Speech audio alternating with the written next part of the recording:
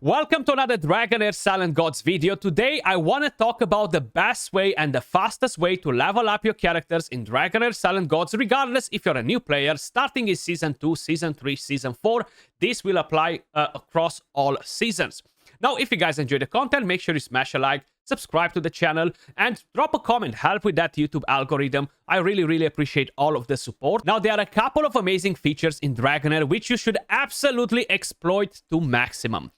I would assume that they've made these changes across all of the seasons, but just in case if they haven't, if you go to the event tab, if they haven't changed it just yet, right here you will find the Torrent Clepsydra event, which will allow you to reset your characters, which will basically give you back all of the resources that you invested in your characters, except the scrolls. So scrolls are something that you're not going to be able to take out of your characters.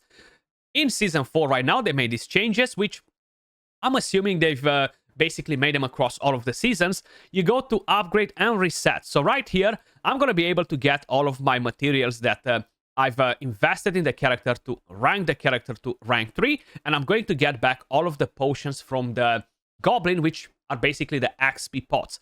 So by doing this, I'm going to be able to get back all of my resources and then go and invest in a different character that I want to try out, or basically is the team swap, which I mentioned from the beginning. Now, we're going to dive into the leveling part in a second. I just want to make this very crystal clear because this is crucial in your progression.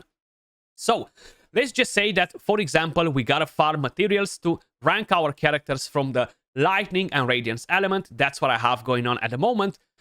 Going against the Tempest domain, which is the one that will give me the materials for these elemental affinities, will basically be almost suicidal, because the higher I go on stages, the more handicaps I have to my team. I'm gonna have weaknesses, and the boss will have strengths versus my team. So I want to avoid that. So in order to be able to farm a higher stage and don't waste my stamina, I will basically have to bring in a team of a different elemental affinity, regardless if it's going to be fire and poison, regardless if it's going to be ice and necrosis. But I will have to change the team. So that's what it means to do team swaps. Basically, I'm going to reset all of these characters right now, and like this, I'm going to be able to go and build a completely different team that will allow me to go and farm, for example, that dungeon. So I'm going to build this one up, and you're just doing team swaps for the very first 6 days. Back and forward. And like this, you're just climbing higher and higher in every single dungeon, guys, because you're going to be able to upgrade your characters more and more every time you're swapping, allowing you to basically maximize the way you are using your stamina. Very important. Let me just quickly explain you how exactly you are leveling up your characters, especially if you are a new player. So OG players, hang in there with me for a second.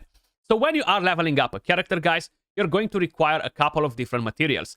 The very first thing is going to be the XP pots, which we're going to get in just a second.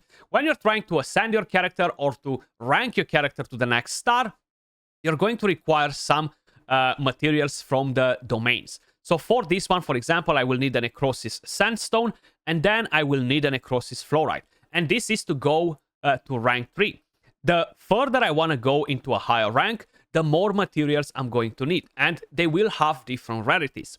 So you're going to have to farm the domains on the highest possible stage, again, to maximize your stamina and to ensure that you're getting the right materials. Now, of course, you're going to be able to acquire a lot of them just by playing the game and completing different tasks. Then you have the potions that you are getting from the goblin. Now, this as well, they can be acquired from different areas, but the main source of XP for your characters will be these potions, okay? And the best way to get them is by farming the goblin. Now, again, when we are talking about the goblin, it's very important to ensure that you are doing the team swaps, because this will enable you to slowly farm a higher stage. You want to push as high as possible. So, for example, let's just assume that we are stuck on stage 4 farming the goblin. Once we are here, guys, and we're hardly stuck on it, and we reach maximum level on our characters, the next thing is to basically either swap teams. Either, before you do that, you can go and farm one of the domains, depending on what elemental affinity you're planning to max next to do the team swap. So let's just imagine that right now I'm hard stuck on stage 4 of the goblin with the radiance. So I don't want to go and farm the Tempest domain to get radiance and lightning materials, because that will not really help me that much, because I won't be able to farm the highest stage on these domains, because I'm going with weak team versus the bosses, right? So it won't work very good. So instead, I'm going to make a plan. What's the next best thing available that I have on my account? What's the best next team? So I'm going to build, as an idea, Ice and Necrosis. So I'm going to go and farm this domain.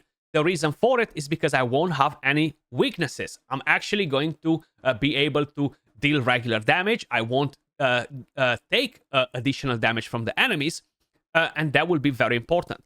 The higher the stage, the better. So right here, if I'm going to do the swap now, most probably I'm going to be able to come and farm stage 4. And that is actually with my Radiance team. Okay, so I want to farm this to prepare for the swap, and then to have enough materials to rank the team from the Ice and Necrosis to rank 3, level 70, and then go back to the Goblin, farm the Goblin. If I'm still stuck, I'm going to go to the Radiance domain. I'm going to get the materials for that team, and then I'm going to do the swap again and bring the Radiance team in case if it's better, and then I'm going to go and hit the highest possible stage in the Goblin, ensuring that I'm not wasting my stamina. And you want to farm the highest possible stage every time. Now, it can be a bit annoying if you need to do the swap 20, 30 times every single day. I don't think you're going to have to go that far, just because you won't have enough stamina and stuff in the game to basically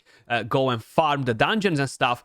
But I would strongly suggest you to utilize this to your own advantage and exploit it for the very first 6 days. This event is only on for 6 days and 12 hours from the moment you either start a new account or from the moment you start in a new season. Very, very important. So this is the best way to level up in Dragonheir Silent Gods, guys. There is no other special secret. This is the ultimate way to do it. So when you start in a new season, a lot of people are saying that in Season 2 you don't have this available, but in Season 3 and in Season 4, you have a few different locations on the map that will basically give you rare and epic gear. The faster you get that, which can be done in day 1, the better for your progression, because you're going to be able to acquire better stats on your characters and push on higher stages. So make sure you are coming to the Dragonheir. Right here you have the vendor at the market. You're going to be able to get some pieces from there. The famous right here. Then we have the Crimson Iris Field. Then right here we have the Eulestein is a vendor running around the map, so you're going to have to find it out of the town. And right here at Terminus, you're going to have another vendor sitting outside that will basically not trade the gear, but you're going to have to steal it from him. So this will give you a massive advantage early on. Just a thing to kind of like keep in mind. Now, when we are talking about building our characters early on, how I mentioned, once you reach level 70 is the big threshold that you want to unlock ASAP, because that will enable you to unlock the artifacts and are absolutely game-changing. Now, when you are talking about the regular gear, guys, you don't want to go and waste your gold on every single piece. The more pieces you're leveling up, the more gold the more pieces you're leveling up, the more gold you're wasting. And early on, gold will be a commodity. It will be very hard to put your hand on a lot of gold. So I would strongly suggest you to don't even care about substats, okay? So we have this rare gear. In Dragonheir, you will swap the gear so quick that you won't even have time to say good morning, okay? So don't bother to go and find the perfect substats on all of these helmets just to be able to get crit rate, attack, and accuracy or whatever. Just put them on your characters as they are. The main thing that you care to get is the 2-piece bonus set. So that is the HP for this particular set on my tank. Then, of course, I have the attack one. I have the epic pieces that I already mentioned that you guys can get as well by going to the places that I showed you on the map. But I'm not going to level up all of these pieces to basically find the god roll. Now, I would strongly suggest you to keep the pieces that are god tier pieces. Like this one, we have crit rate. I have a good weapon, for example, which is this one. This is a god roll weapon. And the reason for it is because, especially if you're a new player, you won't know about this. But later on in the game, you're basically going to unlock some materials called Philosopher's Stones. And if you come right here to the refinement, you're going to be able to transform rare pieces into epics. You're going to be able to transform common pieces into rares, epics into legendaries. So even after you upgraded your gear to epics, make sure you are keeping a few pieces from rare sets, for example, because they will be very important later on to make the most out of your Philosopher's Stones. And the main thing that I would suggest you is keep chest pieces and gloves, because it's much harder to get, for example, a nice attack chest piece, right? This is a flat one. It's not going to be helpful after level 70, but up to level 70, flat stats will benefit you more than percentage stats. So that's another tip right there for you guys. But for example, do we have one? Or maybe we don't have one. So if I would have a nice attack chest piece that maybe has a crit rate substat, a crit damage substat, I would consider in keeping just to take it to the next rarity. Same with gloves, like crit damage gloves with crit rate substat and attack. They're very important. Or crit rate with crit damage and attack. It's super hard to get the right stats on the bottom pieces, so I would strongly suggest you to keep that as well. Using the right gear on your characters as well will definitely boost your progression furthermore, guys. But the main trick is the way you are utilizing your teams. Team swap is everything, guys. That's why I wanted to start directly with that tip in this video and then talk about the actual process of leveling up characters, because if you are swapping teams from elemental affinity to elemental affinity, it will benefit you a lot. Early on, you're gaining all of these stats on a 3-man elemental affinity, which means that if you have 5 heroes from the same elemental affinity, you're still going to gain those stats, but it's not required to have a 5-man elemental affinity team. Especially if you start in Season 1, you're a new player, you won't have enough characters, right? So you're going to have to mix and match. But I would try to basically make a 3-man elemental affinity just to gain those additional stats. That will boost your damage even more in the Goblin. And it's all about the Goblin. The Goblin should be your #1 priority. Now, the final tip right here, guys, will be the main dungeon that you want to farm for gear early on. So right here, we have the Grave of Venom. Currently, I am on stage 5, if I'm not mistaken. I'm going to do stage 6 probably in the next 20 minutes or so. The main idea here is you want to try and push as high as possible too. The main reason you want to get some more epic gear.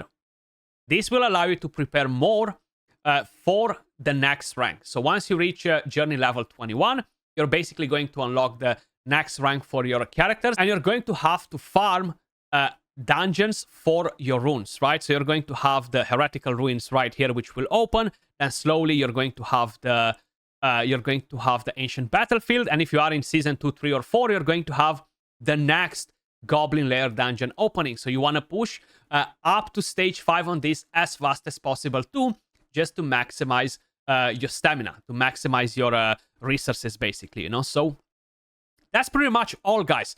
There isn't anything too crazy that I could tell you about leveling up, except prioritizing the team swaps, prioritizing the domains, preparing for the rest. You don't want to burn all of your stamina in dungeons to farm gear, not for the first 1 month anyway.